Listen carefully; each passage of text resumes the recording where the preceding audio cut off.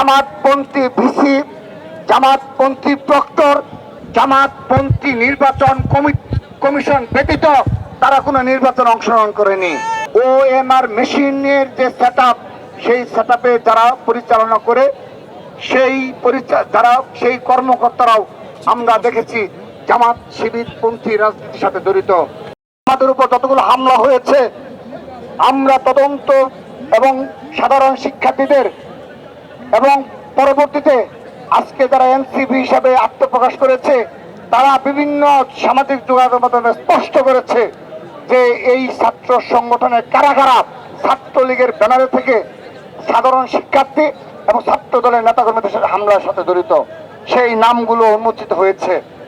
তো তারা আজকে সেগুলোকে কৌশল হিসাবে আমাদের সামনে উপস্থাপন করে আমরা লজ্জা পাই।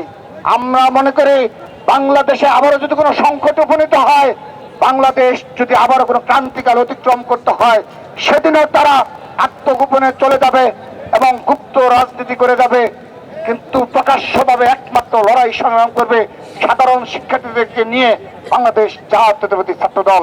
শুরুতেই বলতে হয় পোস্টাল ব্যালট ইস্যু, যে ইস্যুর মাধ্যমে আপনারা অবগত রয়েছেন একটি বিশেষ রাজনৈতিক গোষ্ঠী বারবার তাদের এই নির্বাচন কমিশন ভবনে তাদের সেই কর্মকর্তা সাক্ষাৎ করতে হয় এবং বারবার প্রেসার ক্রিয়েট করে প্রত্যক্ষ ইন্ধনে তারা এই ধরনের পোস্টাল ব্যালট ছাপিয়ে ষড়যন্ত্রমূলক ভাবে এবং কারচুপি করার জন্য তারা এই ধরনের কার্যক্রমে লিপ্ত হয়েছে বলে আমরা মনে করছি।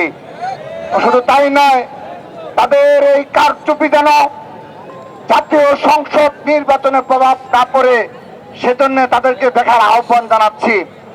একদিনের নোটিশে বিগত 15.5 বছর এই বাংলাদেশের সবচেয়ে নির্যাতিত রাজপথের সবচেয়ে পরীক্ষিত ছাত্র দলের নেতাকর্মীরা এই ঘেরাও কর্মসূচি সফল করছে। দেখে যাওয়ার অনুরোধ জানাচ্ছি, আপনারা সতর্ক হবেন। কোন ষড়যন্ত্র, কোন কারচুপি ছাত্র দল বরদাস্ত করবে না।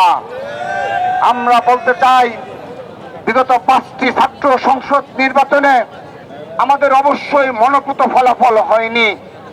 আমরা আমাদের নিজেদের উপরই মনে করেছি আমাদের প্রস্তুতিতে ঘাটতি ছিল।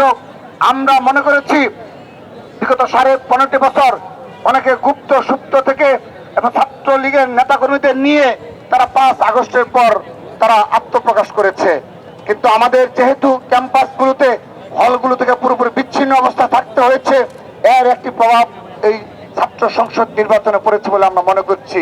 5টি ছাত্র সংসদ নির্বাচনে তাদের জামাতপন্থী ভিসি, জামাতপন্থী প্রক্টর, জামাতপন্থী নির্বাচন কমিশন ব্যতীত তারা কোনো নির্বাচন অংশগ্রহণ করেনি। শুধু তাই নয়, ওএমআর মেশিনের যে সেটআপ, সেই সেটআপে যারা পরিচালনা করে সেই কর্মকর্তারাও আমরা দেখেছি জামাত শিবিরপন্থী রাজনীতির সাথে জড়িত।